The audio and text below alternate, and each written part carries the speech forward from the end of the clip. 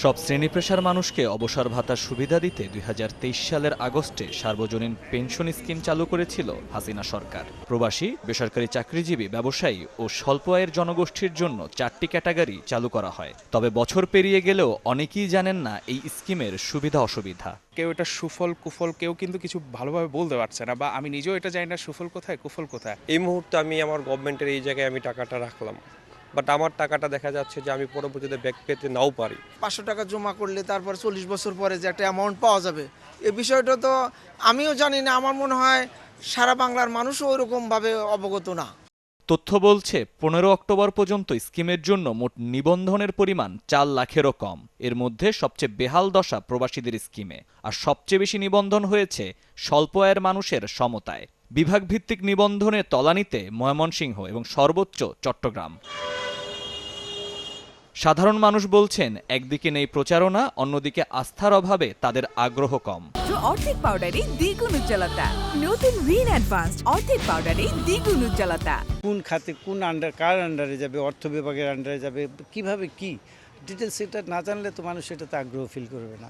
আমার এই টাকাটা যদি অন্য কোথাও আমি ইনভেস্ট করে ডাবল আমি বেনিফিটেড হই, তাহলে সেটা আমার জন্য কিন্তু অনেক বেশি কাজে দিবে।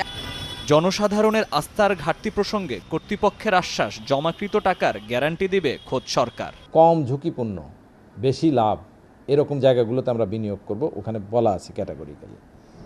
এই মুহূর্তে আমরা শুধু ট্রেজারি বিল এবং ট্রেজারি বন্ডে বিনিয়োগ করেছি। যেহেতু এটা গভর্নমেন্ট গ্যারান্টেড প্রোগ্রাম, সুতরাং মানুষের মধ্যে কোনো দ্বিধাদ্বন্দ্ব কিংবা সংশয় থাকার কোনো সুযোগ আছে বলে আমরা মনে করি না।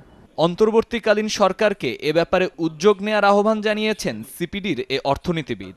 স্বল্প আয়ের মানুষদের জন্য বিশেষ স্কিম, এগুলো কিন্তু ধারণাগতভাবে ভালো। সে আস্থা দেওয়ার দায়িত্বটা কিন্তু বর্তমান অন্তর্বর্তীকালীন সরকারের উপরেই বর্তাবে, এবং তারা যদি সেটা দিতে পারেন এবং পরবর্তীতেও যে রাজনৈতিক সরকার আসবেন তাদের পক্ষ থেকেও যদি এ ধরনের ধারাবাহিকতাটার মেনটেন করার একটা অঙ্গীকার থাকে, তখন কিন্তু মানুষ উৎসাহী হবে। মানুষের মাঝে এই স্কিম নিয়ে সর্বাত্মক সচেতনতা বাড়াতে সক্ষম হলে সরকারের সামাজিক নিরাপত্তার দায় অনেকটাই মিটবে বলে মত সংশ্লিষ্টদের।